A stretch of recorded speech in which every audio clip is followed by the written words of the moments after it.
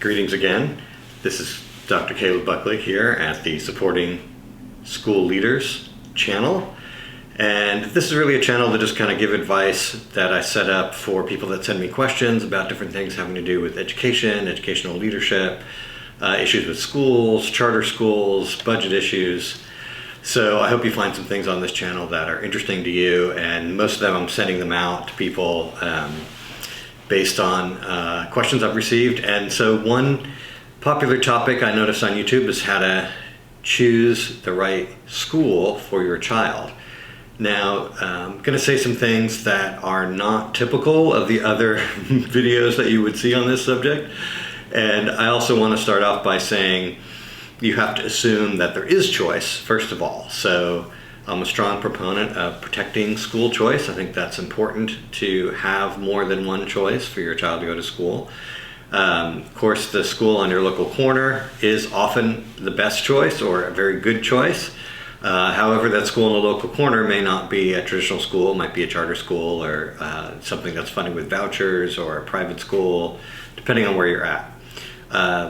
And walkability is actually a huge advantage to schools, and knowing people in the neighborhood that go there is a huge advantage to schools. But let's just assume that you have the opportunity to make a choice.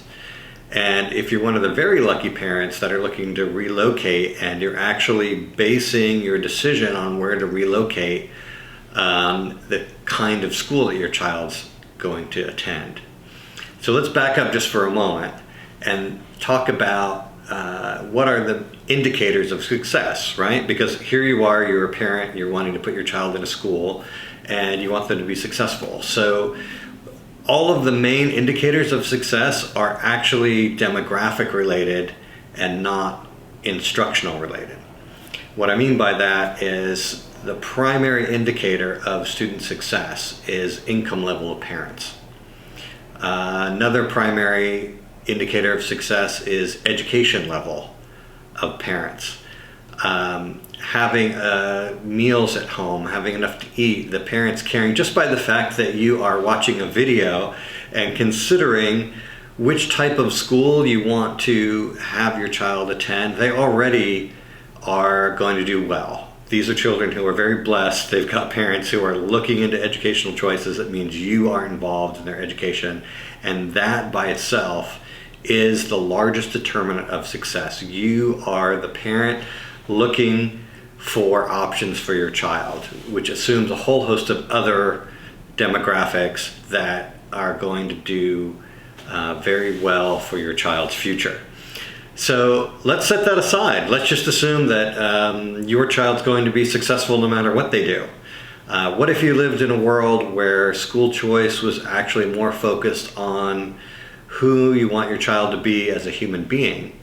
Who do you want them to emulate? What kinds of adults do you want to have in their life? How do you want them to develop their critical thinking skills? What's their emotional intelligence going to be? What kind of peer group and friends they're going to have? Can they develop close relationships? Do they have an imagination? So all those, let's just assume the idea of success and the rat race piece is taken care of by you and the fact that you are engaged. And let's ask the other question, which is choosing a school for your child's moral development, for what type of human being you want them to be.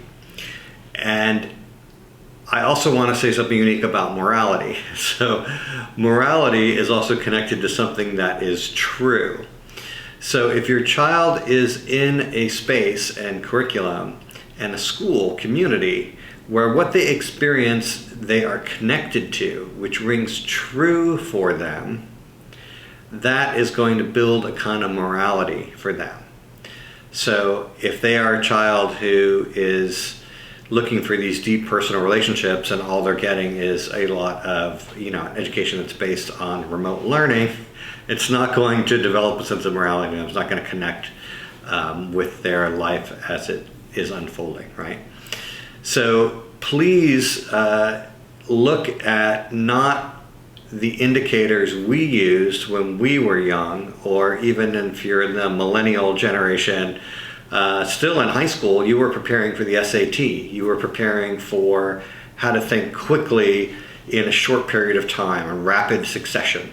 A lot of standardized tests, in high school and going on to SAT in college. You've got, 30 seconds, 45 seconds to come up with an answer. And you have to have strategies of how to discard, answers so that you can possibly pick the right one. And then what happens is you find, you get into college and you might have a whole semester where you've got a course addressing one question. When I was in graduate school, I wrote my dissertation. I had one question, and I was in that doctoral program for 5 years. I was primarily focused on one question. So it wasn't the skill of answering a question in 30 seconds that I needed when I got to higher levels of learning.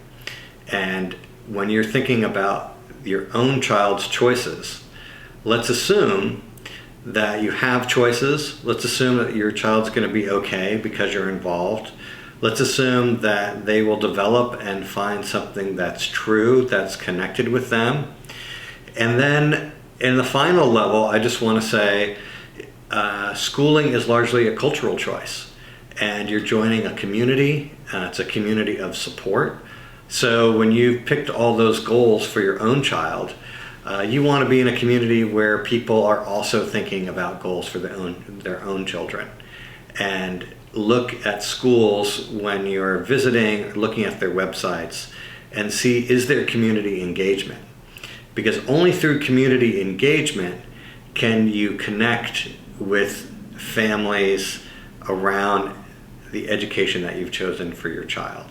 So you don't necessarily get community engagement through other activities in the same way that you do through your own child, and have them see that you are connected and experience that sense of connectedness. So those are some very, I would say, impractical skills.